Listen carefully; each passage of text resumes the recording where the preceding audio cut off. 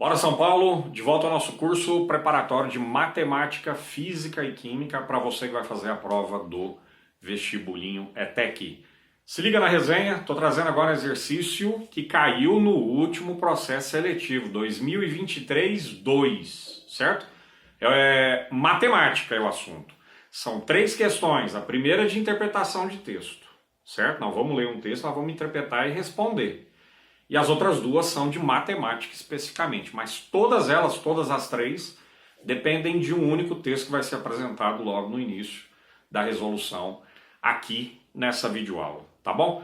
Antes disso, aqueles recados habituais, né? Não esquece de entrar no nosso grupo lá do WhatsApp. Estamos nos aproximando de 700 pessoas envolvidas com vestibulinho ETEC, bacana? E também não esquece de maratonar as aulas anteriores que já rolaram, hein? Essa é a 30ª aula desse canal. Já rolaram 29 anteriormente.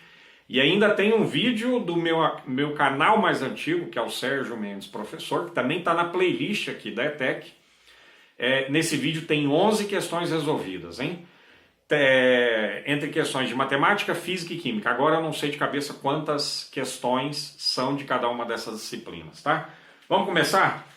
Então, 2023-2, hein? Mais recente. Olha lá. Leia o texto para responder as questões de 37 a 39. 3 questões. Então, o texto é o seguinte, aparece para você. Em 1899, final do século XIX, foi criado o cargo de prefeito em São Paulo. Olha só, até então não tinha prefeito, certo? E o primeiro a ser eleito foi Antônio da Silva Prado, que aí ficaria até 1911. Então, criou-se o cargo em 1899, aí não fala quando é que ele entrou especificamente, só fala que o cargo foi criado em 1899 e que ele ficou no cargo até 1919. Legal. Direcionando a modernização da capital, a remodelação dos espaços e do aparelhamento urbano, né? Então foram dar uma organizada na cidade. O centro da cidade, e particularmente o chamado triângulo formado pelas ruas São Bento, Rua Direita e 15 de Novembro, receberia especial atenção. Então nós estamos lá no centro de São Paulo, num trecho que envolve essas ruas aí, São Bento, Direita e 15 de Novembro. Procurou-se eliminar os estigmas que ligavam São Paulo ao passado colonial, né? Então a ideia era fugir desse passado, fugir entre aspas, né? Ok? Dar uma maquiada no negócio, fica melhor. É assim que eles pretendiam.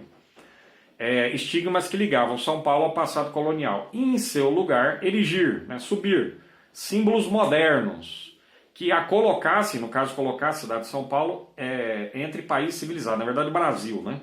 Ou colocar a cidade de São Paulo próximo do que outras cidades de países civilizados possuíam à época, certo? Esse foi o caso da demolição da antiga igreja de Nossa Senhora do Rosário dos Homens Pretos. Então a ideia toda aí, demoliu-se uma igreja que tinha o nome Igreja de Nossa Senhora do Rosário dos Homens Pretos. É lógico que o objetivo aí era esconder esse passado escravocrata, certo? Bota isso na sua cabeça, aí já está claro. Para demolir uma igreja é destruir, é eliminar toda a história envolvida aí, certo? Onde os negros ainda realizavam antigos rituais que, na visão dos moradores das cercanias, ou seja, na visão do pessoal ali do centro, eram assustadores.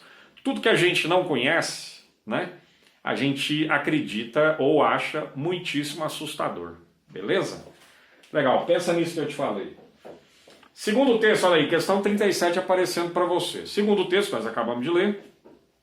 O chamado, letra A, o chamado triângulo formado pelas ruas São Bento, Direita e 15 de Novembro, até aí está tudo certo. E é o triângulo formado por essas ruas. Foi excluído dos planos de reforma do centro, uma vez que ali se localizava a igreja de Nossa Senhora do Rosário dos Homens Pretos, considerado um símbolo de atraso. Não, esse trecho ele não foi excluído, muito pelo contrário.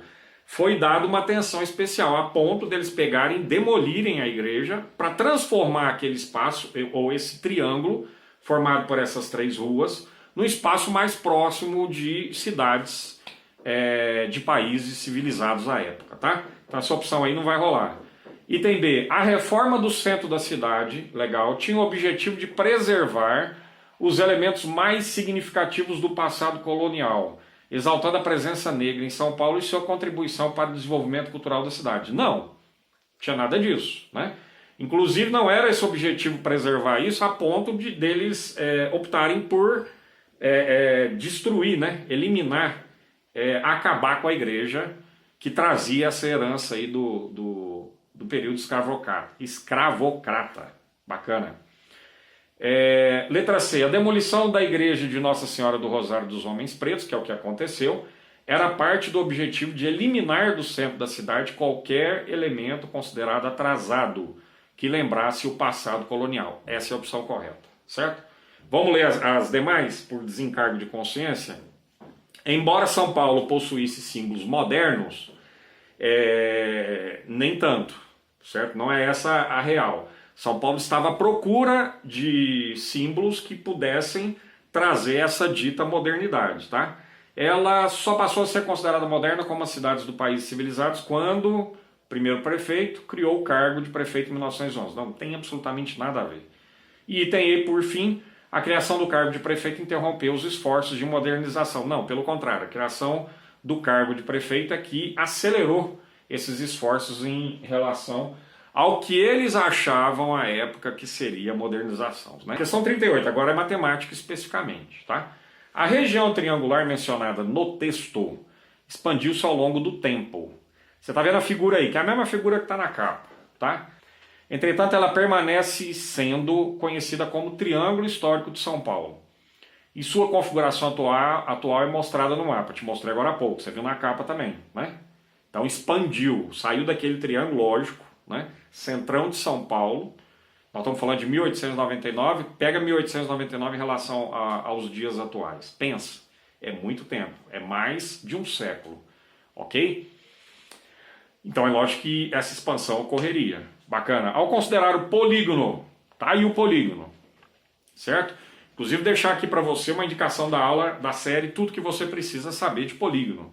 Lá você tem acesso a praticamente todos os polígonos, ou pelo menos aqueles mais importantes. Você consegue ter acesso também a tudo que é necessário saber sobre polígonos, tá?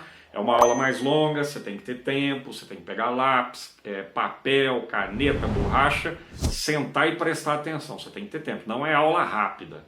Bota isso na sua cabeça. Então você só vai assistir se você realmente tiver esse tempo. Ao considerar o polígono demarcado pelas linhas pretas no mapa, você está vendo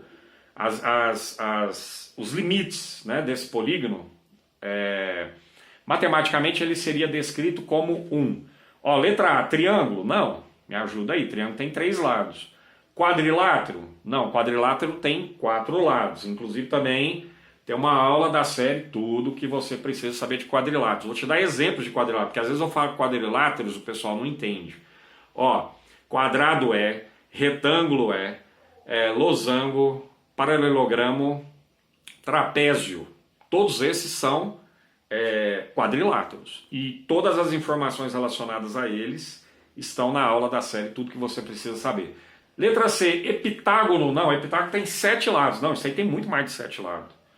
Aí você fica entre duas opções, ou letra D de dado, ou letra E, ok?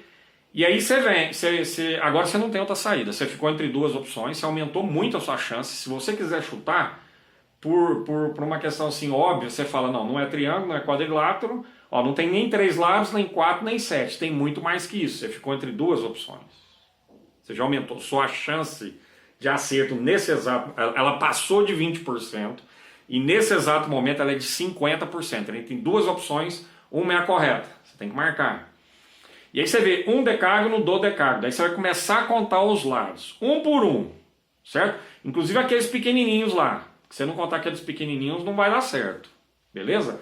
Na hora que você vai contar tem 11.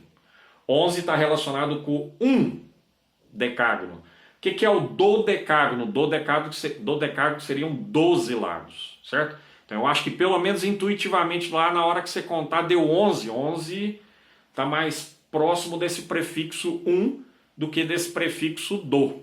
Do vem de 2. Um vem de 1. Então é 11 lados. Bacana? Vamos lá para a última questão. Questão 39.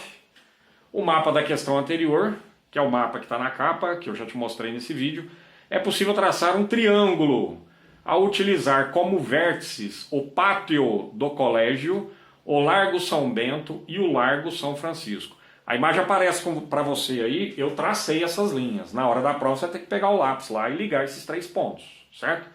Sobre esse polígono, que é um triângulo, considere que a distância em linha reta entre, você está vendo aí, Pátio Colégio e Largo São Francisco é 500 metros, Pátio do Colégio e Largo São Bento também 500 metros, e Largo São Francisco e o Largo São Bento é de 800 metros, você está vendo a figura aí.